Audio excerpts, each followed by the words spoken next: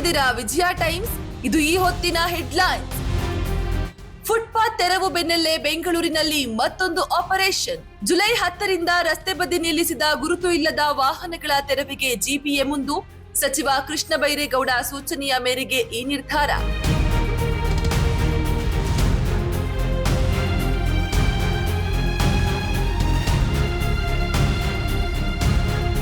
ಜನ ಇನ್ನೂ ಕಚೇರಿ ಸುತ್ತಾಡೋದು ಬೇಡ, ಮನೆ ಬಾಗಿಲಿಗೆ ಬರಲಿದ್ದಾರೆ ಸಚಿವರು. ಡಿಕೆಶಿ ಸರ್ಕಾರದ ಹೊಸ ಪ್ರಜಾ ಸೇವೆ ಶೀಘ್ರದಲ್ಲೇ ಆರಂಭ. ಅರ್ಜಿ ಸ್ವೀಕರಿಸಿ ಕಾನೂನುಬದ್ಧವಾಗಿ ಸಹಾಯ ಮಾಡಲು ಆದೇಶ.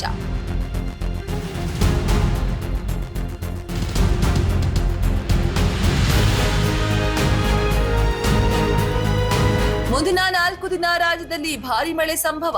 ಬೆಂಗಳೂರು ಸೇರಿ ಒಳನಾಡಿನ ಹಲವು ಜಿಲ್ಲೆಗಳಿಗೆ ಯೆಲ್ಲೋ ಅಲರ್ಟ್. ಕರಾವಳಿ ಜಿಲ್ಲೆಗಳಿಗೆ ಜುಲೈ 5ರಿಂದ ರೆಡ್ ಅಲರ್ಟ್ ಘೋಷಣೆ.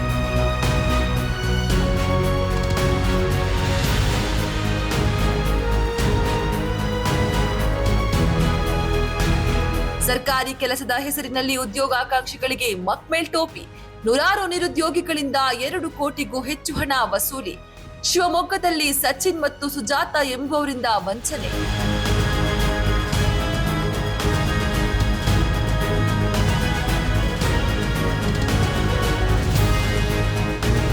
ಎಐ ಬಳಸಿ ತೀರ್ಪು ನೀಡುವ ಆದೇಶ ರದ್ದು ಮಾಡಿದ ಸುಪ್ರೀಂ ಕೋರ್ಟ್. ಇದು ಮಿಥೈಲ್ ಐಸೋಸೈನೇಟ್ ಅಪಾಯಕಾರಿ ರಾಸಾಯನಿಕ.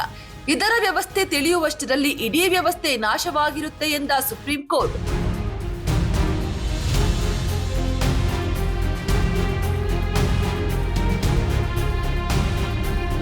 FIFA world cup 2026 Portugal versus Croatia ನಡುವೆ ಪಂದ್ಯಾಟ.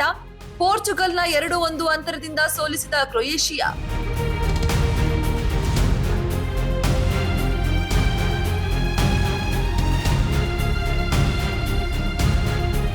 ಫುಟ್ಪಾತ್ ತೆರವು ಬೆನ್ನಲ್ಲೇ ಬೆಂಗಳೂರಿನಲ್ಲಿ ಮತ್ತೊಂದು ಆಪರೇಷನ್. ಜುಲೈ 10ರಿಂದ ರಸ್ತೆ ಬದಿ ನಿಲ್ಲಿಸಿದ ಗುರುತು ಇಲ್ಲದ ವಾಹನಗಳ ತೆರವಿಗೆ ಜಿಪಿಎ ಮುಂದು.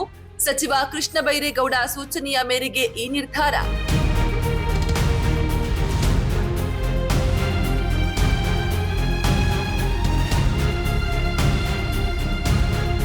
ಜನ ಇನ್ನೂ ಕಚೇರಿ ಸುತ್ತಾಡೋದು ಬೇಡ, ಮನೆ ಬಾಗಿಲಿಗೆ ಬರಲಿದ್ದಾರೆ ಸಚಿವರು.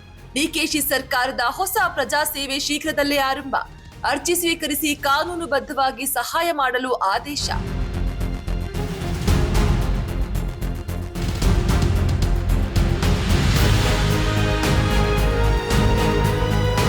ಮುಂದಿನ 4 ದಿನ ರಾಜ್ಯದಲ್ಲಿ ಭಾರಿ ಮಳೆ ಸಂಭವ.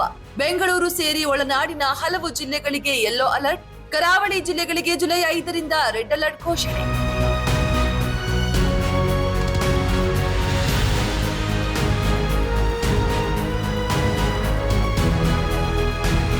ಸರ್ಕಾರಿ ಕೆಲಸದ ಹೆಸರಿನಲ್ಲಿ ಉದ್ಯೋಗಾಕಾಂಕ್ಷಿಗಳಿಗೆ ಮಕ್ಮೇಲ್ ಟೋಪಿ. ನೂರಾರು ನಿರುದ್ಯೋಗಿಗಳಿಂದ 2 ಕೋಟಿಗೂ ಹೆಚ್ಚು ಹಣ ವಸೂಲಿ.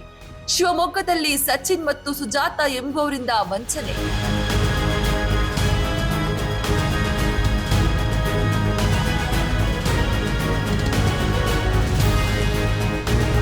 ಎಐ ಬಳಸಿ ತೀರ್ಪು ನೀಡುವ ಆದೇಶ ರದ್ದು ಮಾಡಿದ ಸುಪ್ರೀಂ ಕೋರ್ಟ್. ಇದು ಮಿಥೈಲ್ ಐಸೋಸೈನೇಟ್ ಅಪಾಯಕಾರಿ ರಾಸಾಯನಿಕ.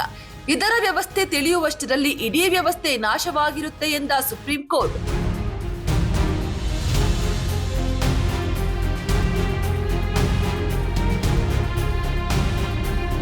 FIFA world cup 2026 Portugal versus Croatia ನಡುವೆ ಪಂದ್ಯಾಟ. ಪೋರ್ಚುಗಲ್ನ 2-1 ಅಂತರದಿಂದ ಸೋಲಿಸಿದ ಕ್ರೊಯೇಷಿಯಾ.